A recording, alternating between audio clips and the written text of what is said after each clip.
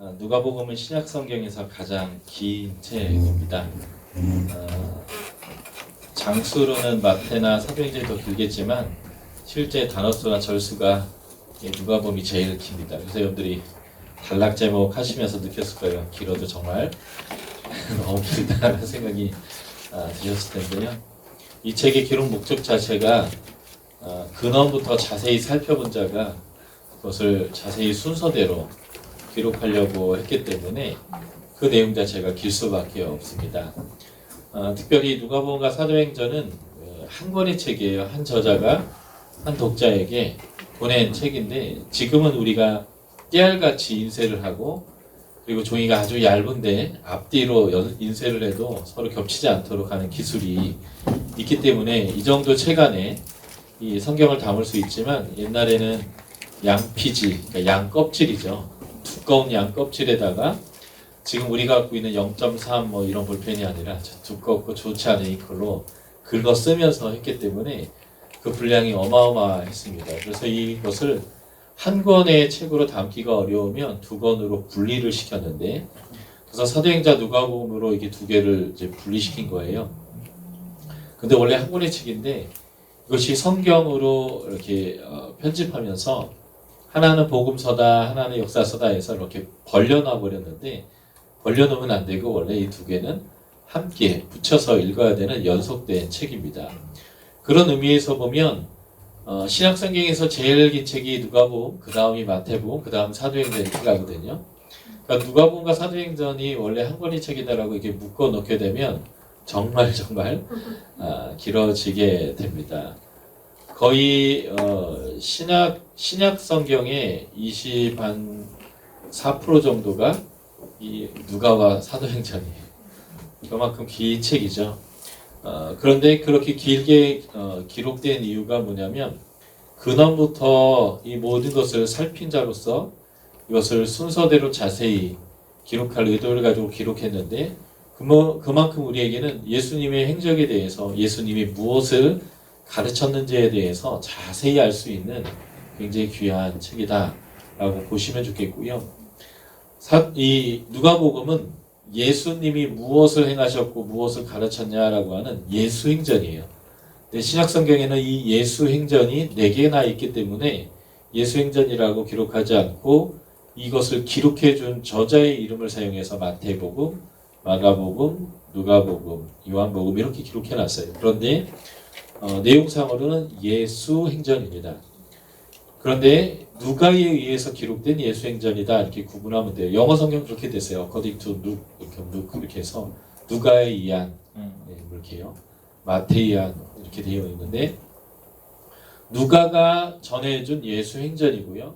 그 예수님이 말하고 행하고 가르쳤던 그 삶 그대로 행하고 가르치고 기적을 일으키면서 또 예수님이 당하셨던 박해대로 고난을 당하셨던 사도들이 살았던 모습들이 있어요. 이것이 바로 사도행전입니다. 그래서 누가복음과 사도행전을 쭉 연결해서 보면 예수님과 베드로와 바울이 같은 것을 말하고 있고 같은 능력을 행하고 있고 같은 고난을 당하고 있고 그리고 그들이 같이 하나님의 나라를 이 땅 가운데 가져오며 확장하는 사역들을 하고 있구나라는 것을 이제 연결해서 보게 되어집니다. 문제는 우리가 누가복음과 사도행 중간에 요한복음이 껴들면서 마치 다른 책처럼 우리가 이제 생각해 버리니까 누가복음과 사도행전의 이 전체 구성이 보여주고 있는 예수님의 행전과 사도들의 행전. 그래서 예수님이 행한 것처럼 행하고 예수님이 가르쳤던 내용을 사도들이 가르치고 예수님께서 당하셨던 그 고난을 이 사도들도 동일하게 당하면서 바로 땅끝인 로마까지 복음이 전파되고 있는 이 과정. 그래서 데오빌로라는 사람이 바로 아마 로마에 있는 귀족 같아요. 그 이유를 알 수 있는 것이 데오빌로 가카여라고 했는데 이 가카가 우리나라 옛날에 대통령님을 가카라고 칭할 때가 있었거든요. 극존칭이에요. 그래서 이 원어의 가카라는 이 단어는 최소한 로마의 최고위 관직에 속해 있는 계급층인 원로원 계급들이나 그 원로원 계급이 가졌던 직함 중에 총독급 이상은 되어야 각하라는 호칭을 썼는데, 바로 이 원독자인 데오빌로는 최고위 관직을 가진 사람으로서 원로원 계급에 속한 그런 사람인 것 같습니다. 그들까지 이 복음이 전파될 때에 예수 그리스도가 가져온 하나님 나라가 무엇인지, 그 예수 그리스도께서 세우신 제자들이 성령의 능력으로 어떻게 자기들까지 이 복음이 오게 됐는지, 이것을 설명하는 게 누가복음과 사도행전인데, 저희는 그 앞부분인 예수행전, 특별히 누가가 전해주고 있는 예수님은 누구이며 무엇을 가르쳤으며 어떻게 행하셨으며 그가 이 땅 가운데 가져온 하나님 나라가 무엇인가, 이것을 살펴보는 것이 이번 주에 우리가 보려고 하는 누가복음이다 라고 보시면 좋겠습니다. 누가복음의 전체 내용을 저희가 다루기에는 저희가 주어진 시간이 좀 적기 때문에 저는 이 BRI 부분을 아주 간략하게만 다루고 본문 위주로 이번 강의를 진행하려고 합니다. 그래서 여러분들이 이 BRI 자료를 제가 드린 것을 이미 보셨을 거라고 생각해요. 그래서 이미 받으신 BRI 자료를 참고해서 여러분들이 이제 본문을 볼 때 참조를 하셔야 돼요. 왜냐하면 제 강의 시간이, BRI에 대한 강의 시간이 워낙 짧기 때문에 이것을 다 자세히 설명한다면 한 2시간 정도 걸리는데, 그거보다는 아주 짧은 시간 안에 BRI의 핵심적인 것만 나누고 본문을 좀 더 살펴보는 방식으로 할 것이기 때문에 여러분들이 이 BRI 자료를 꼼꼼하게 좀 봐주시면 좋겠습니다. 누가복음의 저자는 누가인데 이미 사도행전은 배우셨죠? 예, 안 배우셨나요? 아직? 예.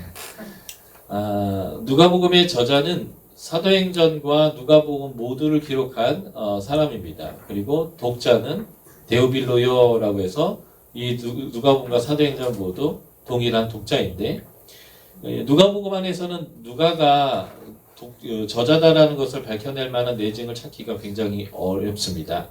그 대신 사도행전에서 이것이 가능한데, 사도행전 16장부터 저자는 거기에 사용하는 대명사에 우리라는 단어를 사용하기 시작합니다. 다시 말해서 누가 자신이 지금 이 사도 바울의 전도여행 팀에 있다라는 표현을 쓸 때 우리라는 단어를 써요. 그래서 누가복음 사도행전 16장 부분은 사도 바울이 2차 전도여행 부분입니다. 아마도 사도 바울의 2차 전도여행 때부터 이 누가라고 하는 사람은 사도 바울 전도여행팀에 합류된 것 같은데, 이 사도행전 마지막 28장까지의 우리라는 단어가 계속 유지되고 있는 것을 이제 보게 됩니다.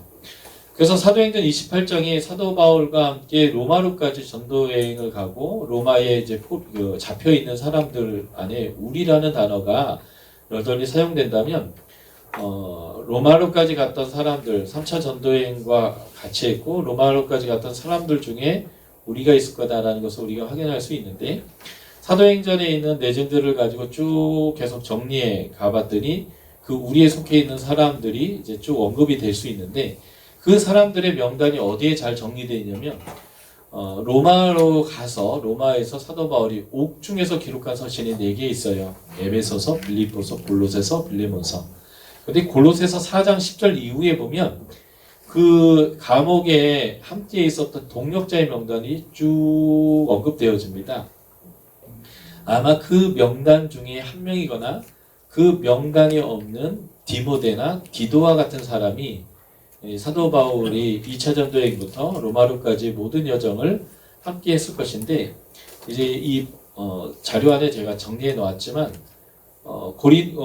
골로새서 4장 10절 이후에 우리라고 하는 사람들 중에 유대인들이 여럿 있습니다. 그 유대인들을 골로새서는 이들은 할례파다 이렇게 언급되어져 있는데, 누가는 이방인이고 그래서 할례파는 이 저자군에 들어가지 않습니다. 누가가 이방인이라는 증거는 여러 가지가 있는데, 일단은 누가는 대명사를 사용할 때 자신이 이방인이다라는 표현들을 여러 곳에서 했습니다. 첫 번째는 사도행전 1장에 보면 아겔다마라고 하는 단어, 이제 가룟 유다가 자기가 예수 판 돈을 마음에 가치게 생겨서 제사장들에게 돌려주는데 우리 이거 상관없다고 안 받아요. 그런데 가룟 유다가 자살해서 피를 이제 흘리게 됐습니다. 창자가 터져서. 그래서 그 돈으로 뭘 어떻게 할 걸까 하다가 그 밭을 샀는데, 이 아겔다마라는 말이 피밭이라는 아람어입니다. 근데 이것을 표현할 때 their language, 그들의 말에는, 그러니까 아람어를 우리의 말이 아니라 그들의 말에는 이렇게 표현해놔요. 그러니까 유대인처럼 아람어를 쓰고 있는 사람이 아닌 사람이 저자다, 그리고 독자다라는 것을 알 수 있습니다. 뿐만 아니라 평지설교에서, 이거와 병행 본문이 마태복음의 5장, 6장, 7장의 산상설교인데, 너희가 고난당하고 박해당하고 미움당하는 것이 이제 복이 있다. 이유는 마태복음에서는 유대인들이 독자이기 때문에 우리 선지자들이 그렇게 했다. 그러니까 우리 선지자들이 그렇게 고난당했다. 그러니까 이 선지자가 고난당했던 이유는 선지자가 참된 하나님의 백성이고 하나님의 말씀을 했기 때문에 고난받은 거잖아요. 이건 복된 거다라는 표현하면서 마태복음은 우리 선지자들이 이렇게 했는데 누가복음은 저희 선지자 이렇게 표현했어요. 본인은 유대인이 아니라는 거예요. 그들의 선지자, 저희 선지자, 이런 식으로 표현들이 누가복음에 여러 번 나오는데, 그래서 누가는 분명하게 이방인이고 누가의 독자들도 이방인입니다. 그러므로 골로새서 4장 10절 이후에 나와 있는 이 목록에서 이 유대인들을 싹 다 제거하고요. 그리고 이미 배도하고 떠나간 사람을 제거하고 이렇게 하다 보면 남는 사람이 누가밖에 남지 않습니다.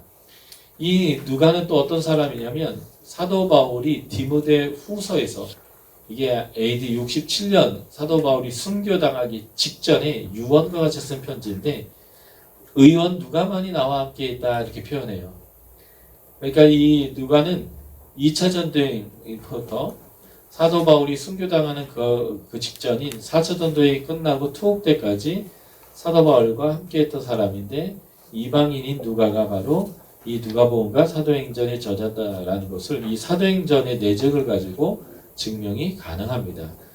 드렸던 자료를 꼼꼼히 읽으면 이제 여러분들이 무슨 말인지 이해하실 거예요. 그래서 신약에 27권의 서신서와 복음서가 있는데, 27권의 신약 성서 중에 유일하게 이방인이 저자인 책이 바로 이 누가복음과 사도행전입니다. 나머지는 다 유대인들이 기록한 거예요. 그런데 이방인이면서 이것을 기록한 것이 누가고요. 그래서 누가는 누가복음 1장 한번 잠깐 펴주시겠습니까?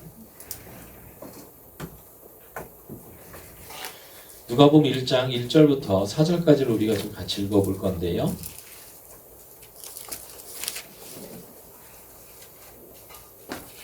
누가복음 1장 1절부터 4절 찾으셨습니까? 네, 같이 읽을게요. 시작. 우리 중에 이루어질 사실을 위하여 처음부터 목격자와 말씀에 입문된 자들이 전하여 준 그대로 내력을 전술하려고 수시했던 사람이 많은지라. 그 모든 일을 근원부터 자세히 미루어 살핀 나도 베어브리어 각하에게 차례대로서 보내는 것이 좋은 줄 아느니 행복한 각하가 의문하여 더 확실하게 하려 함이로라. 네, 우리 중에 이루어진 사실에 대하여 처음부터 목격자와 말씀에 일꾼된 자들이 전하여 줬다 했는데, 이 처음부터 목격자 된 자와 말씀에 일꾼된 자들을 누구라고 얘기할 수 있냐면 사도라고 언급할 수 있습니다. 예수님의 직접 말씀을 듣고 배운 사람들이요. 그 사도들이 전하여 준 것을 저술하려고 붙든 사람들이 많았는데 나도 그 사람 중에 하나다라고 얘기하면서, 이 저자는 사도급이 아니라 그 다음에 사도들에 의해서 배운 사람으로서 듣고 배운 것들을 정리해서 기록한다라고 분명히 얘기하고 있는데요. 누가는 바로 사도 바울과 함께 전도행하면서 사도 바울을 통해서 배우고 듣고 했던 사람으로서 이 누가복음과 사도행전을 기록하고 있습니다. 그래서 누가복음에는 사도 바울의 흔적들이 좀 많이 등장하는데, 특별히 사도 바울의 신학 중에 중요한 신학이 뭐냐면 구제와 나눔을 굉장히 중요시했다는 거예요. 사도 바울은 이 예루살렘이 어려울 때에 예루살렘의 구제를 2번이나 했던 사람인데, 나중에 사도행전에서 배우세요. 12장부터 그리고 21장에 예루살렘에 가는 이 두 번 모두가 구제를 위한 것인데, 이 누가복음의 아주 중요한 사상이 뭐냐면 나눔이에요. 나눔. 제가 오늘 내일 계속 강조할 것이지만 누가는 가난한 사람에 대한 관심이 되게 많고요. 이게 이제 하나님의 관심이기 때문에 그래요. 또한 천국을 가냐 못 가느냐는 돈을 어떻게 쓰냐에 따라서 갈린다라고 할 정도로 누가는 표현해 주고 있습니다. 부자와 나사로 중에 부자가 죽었는데 묻지도 따지지도 않고 지옥 갔어요. 그리고 나사로는 특별한 이유 없이 천국 갔습니다. 이 아브라함의 품에 있다 이렇게 표현되어 있죠. 그 이유는 이렇게 설명됐어요. 부자에게 이렇게 얘기하죠. 너는 살 동안 잘 먹고 잘 살았고 쟤는 완전 개고생했지 않냐. 그러니까 제가 아브라함의 품에 있는 게 맞아. 이렇게 표현하는 것이 유일한 이유입니다. 부자가 하나님으로부터 부자에게 특권을 얻었을 때 그것을 자신을 위해서만 쓰는 게 아니라 모든 사람을 위해서 함께 썼다면 그는 지옥 가는 게 아니라 아브라함 품에 있었을 거예요. 그런데 나사로는 세상에서 고난 당하고 어려웠기 때문에 아브라함 품에 있는 것이 마땅하다 이렇게 표현합니다. 또 하나는 한 부자가 있는데 이 부자가 소산을 굉장히 많이 얻었어요. 농사를 했는데.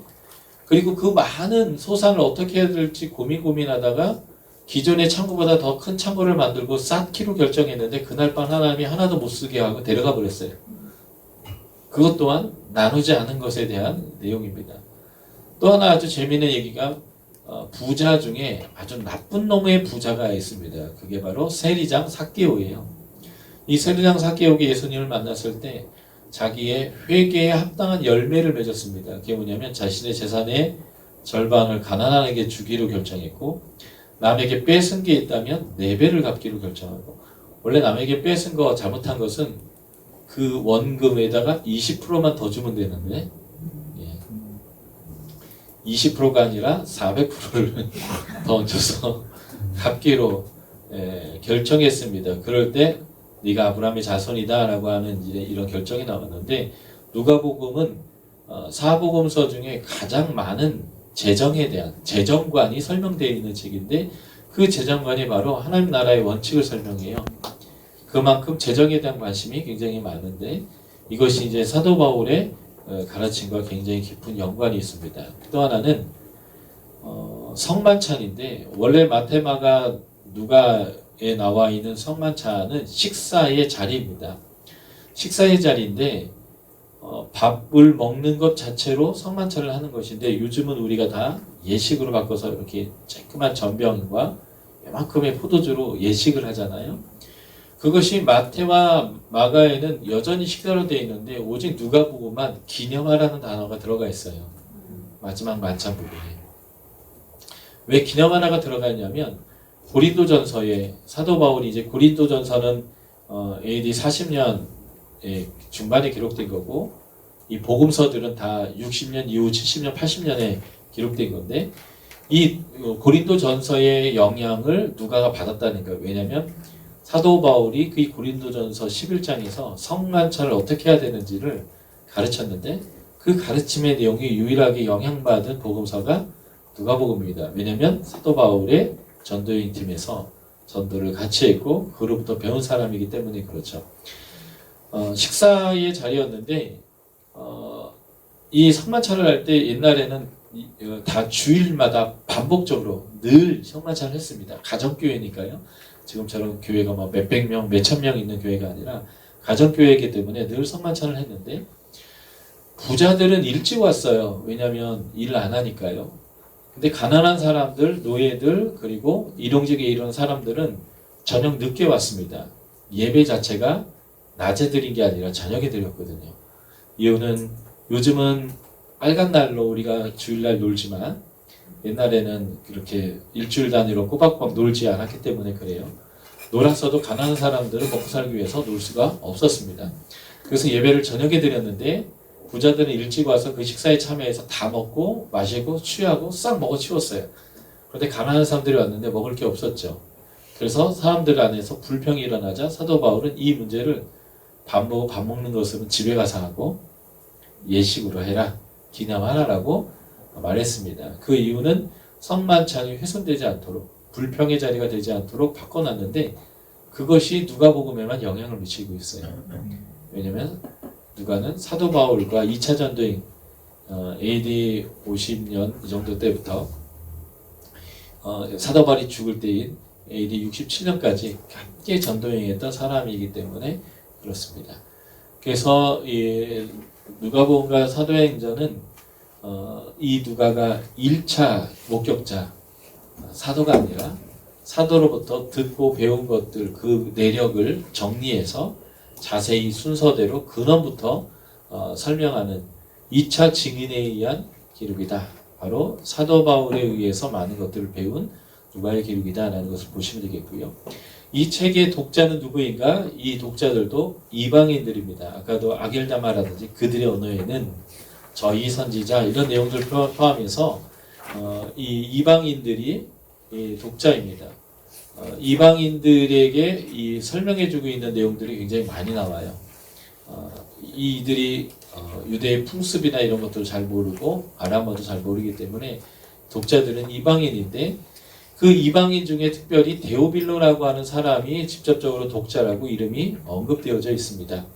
그래서 데오빌로 한 사람이 독자다라고도 볼 수 있겠지만 이 사도행전에 보면 경건한 이방인들이 계속 등장하는데 이 경건한 이방인들이 누구냐면 전 세계에 흩어져 사는 유대인들이 세운 회당에 전도돼서 회당에 출입하는 이방인들이었습니다. 그 이방인들은 유대인들의 경건함, 음식도 가려 먹고 그리고 음란한 경기장이나 연극장이나 이런 것에 가지 않고 하는 그들의 경건한 삶들을 보면서 그들의 신앙에 매료되어서 회당에 오는 사람들인데 그것을 이제 영어로는 God fear라 해서 하나님을 경외하는 사람들이라고 표현합니다. 그것이 이제 사도행전에도 이 용어가 계속 나오는데 이 사람들은 회당은 출입하고 여호와 하나님은 섬기긴 하는데 유대인이 되기에는 되게 좀 어려운 사람들이에요. 왜냐하면 유대인이 되려면 할례를 시행해야 되고 유대인들이 지키는 율법의 그 음식법도 지켜야 되고 모든 것을 해야 되는데 사실은 이방인들이 이렇게 살기가 쉽지 않아서 회당은 가지만 그 완전히 유대인으로 개종하지 않은 사람들이 다수였습니다. 그래서 유대인들은 세상 사람들을 두 종류로 구분했어요. 사람과 할례 받지 못한 개만도 못한 것들. 그러니까 이방인들은 할례 받지 못한 사람들이에요. 부정한 사람들이죠. 그런데 이 경건한 이방인들은 사람도 아니고 개만도 못한 사람도 아니고 그 중간쯤에 중간인 같은 존재였는데 사도 바울이 전도하면서 이렇게 얘기했어요. 율법 필요 없다. 할례 필요 없다. 오직 믿음이면 된다. 그래서 이들이 예수 그리스도를 영접하기 시작하는데 또 유대인들은 예수 그리스도를 영접한 이방인들을 빼앗기니까 자기들이 전도해 놓은 사람들을 빼앗기니까요. 마치 그들의 눈에는 사도 바울은 신천지였거든요. 꼬박꼬박 회당에 들어와가지고 설교해가지고 사람 빼가는 그래서 사도 바울을 박해하고 그러다 보니까 사도 바울이 회당으로 더 밀려나가게 되고 그래서 교회 공동체가 따로 회당 바깥에 생기게 되는 이런 일들이 이제 벌어지게 되는데 그때 예수 그리스도를 믿었던 경건한 사람들이 바로 이 경건한 이방인들입니다. 아마 이 경건한 이방인들 중에 가장 대표적인 사람이 데오빌로였을 것 같아요. 그래서 데오빌로는 실제적인 사람 이름이냐 아니면 이 이방인 공동체를 설명하는 이름이냐 이런 것에 대한 논의가 있어요. 데오스 하나님의 뜻이고요. 필로아 사랑이란 단어 중에 에로스, 필로아 뭐 여러 가지 이제 아가페 이런 식의 이제 사랑이란 단어가 있는데 어쨌든 사랑하다라는 단어거든요. 그래서 하나님이란 단어와 사랑하다라는 단어가 붙어서 데오빌로가 된 것인데 하나님의 사랑을 받는 자 또는 하나님을 사랑하는 자 이런 뜻입니다. 그래서 너무 흔한 이름이어서 이것은 이방인 공동체를 의미하는 것이 아니겠는가라고 말하는 분들도 있습니다. 그런데 오늘 우리가 읽었던 이 본문에 보면 데오빌로 가카이어에서 극존칭에 직함이 붙어있는 거 보면 개인인 게 맞는 것 같아요.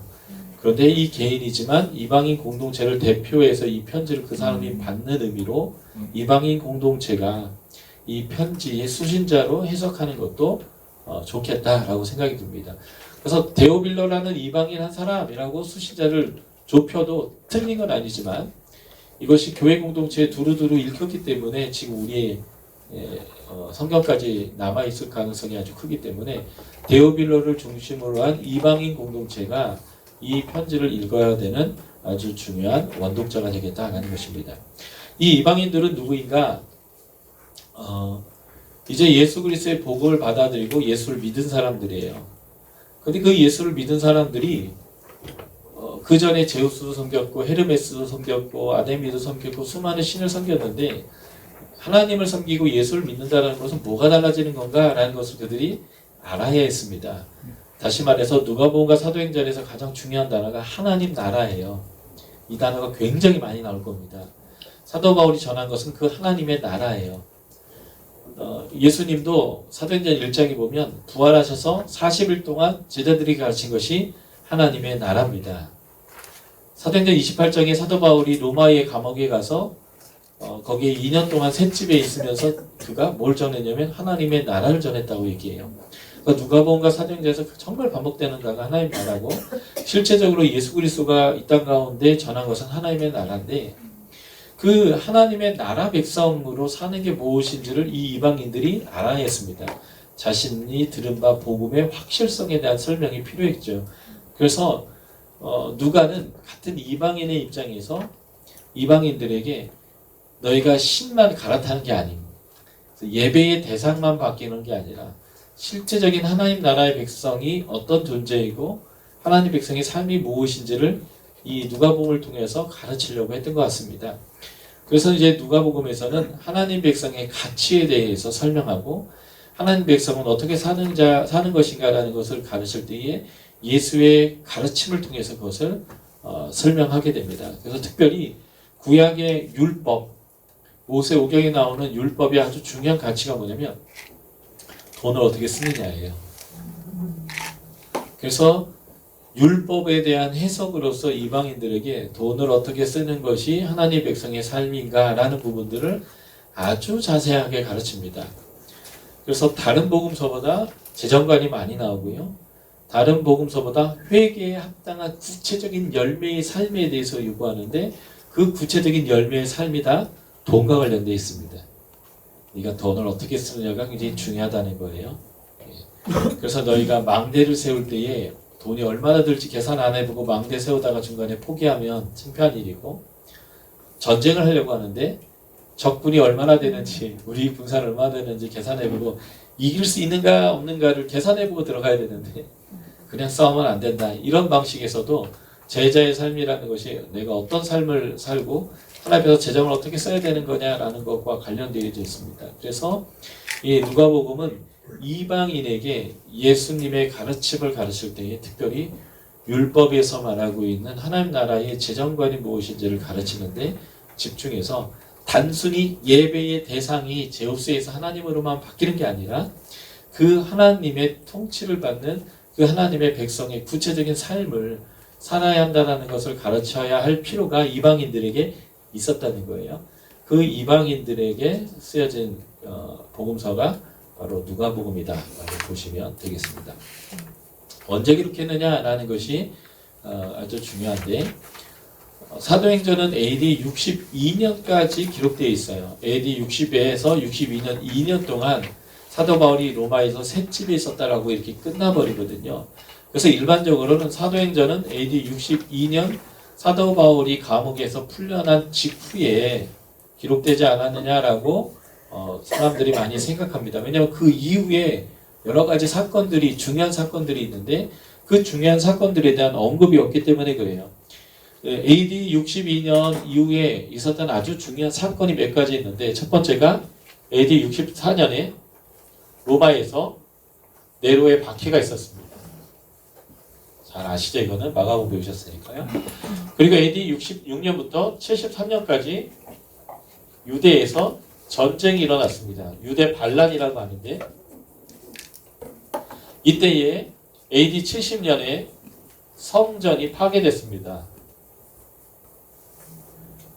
그리고 AD 70년에 유다가 망하면서 다시 디아스포라 되어졌는데 이 사건은 굉장히 중요한 기독교 안에서의 사건인데 사도행전이 역사를 기록하고 있다라고 한다면 이 중요한 역사를 왜 기록 안 했겠는가?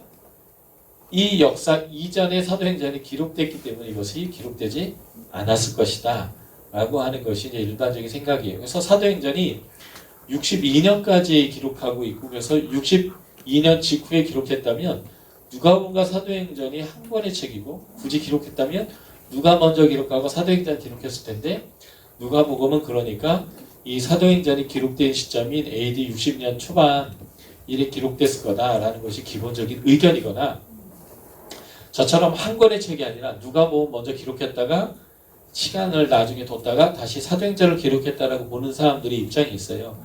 그 사람들의 입장은 언제 누가가 이걸 기록했을까 할 때 AD 57년에 사도 바울이 예루살렘에 갔다가 잡힙니다. 사도행전 21장에서요.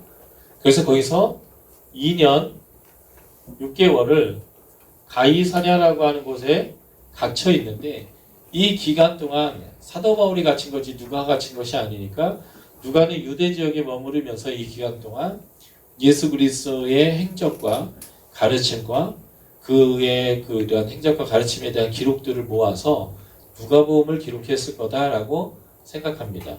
그래서 보통 AD 57년 또는 AD 63에서 64 또는 62에서 64년 사이에 이 누가복음이 기록됐을 거다라고 사람들이 생각합니다. 그런데 저는 이거와 좀 의견을 달리합니다. 저는 이 AD 70년 이후에 이 누가복음이 기록됐을 가능성이 높다라고 하는 입장에 있습니다. 저거나 여기나 그 연대의 차이가 있을 뿐 원독자의 해석은 크게 달라지지 않아요.